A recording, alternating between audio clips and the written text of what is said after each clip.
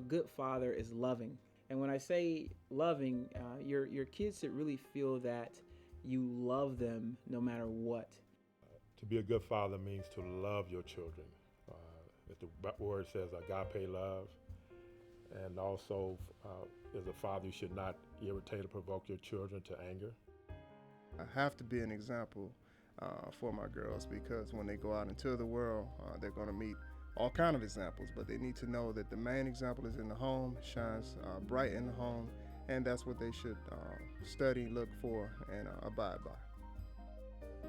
The definition of a good father would be to represent God our Father in heaven here on earth to our sons and to our children. So just as God loves us and cares for us and is merciful to us, we should do the same for our children, to lay down our lives for our children. So a good father will lay down his life for his children.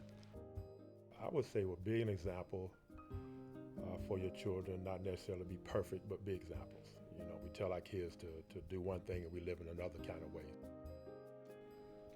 The greatest responsibility of a father is to impart the wisdom of God to his children.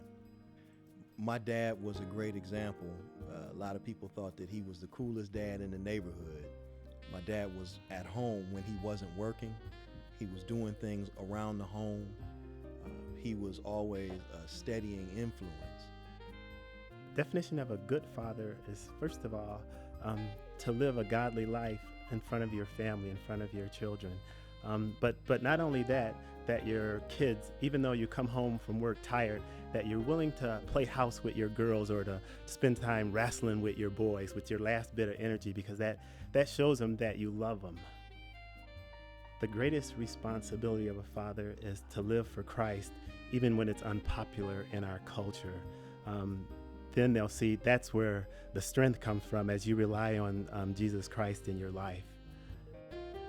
Best way to prepare the next generation is to be a good father, that they could see godly examples, that they could see men, not ashamed to hold hands with their wives or to spend time with their girls or to be there for their sons, for their games, doing homework. Being a good father has to do with supporting your children and being there for them, being a covering, helping them to keep going forward in life by giving them strength through your words and resources and provision for them, reassuring them in who they really are. They should get that from their father so that they have a sense of good self-worth and dignity about themselves. Being a good father has to do with directing your children into their future, helping them to keep progressing by painting vision of who they are and what God has called them to do, almost prophetic.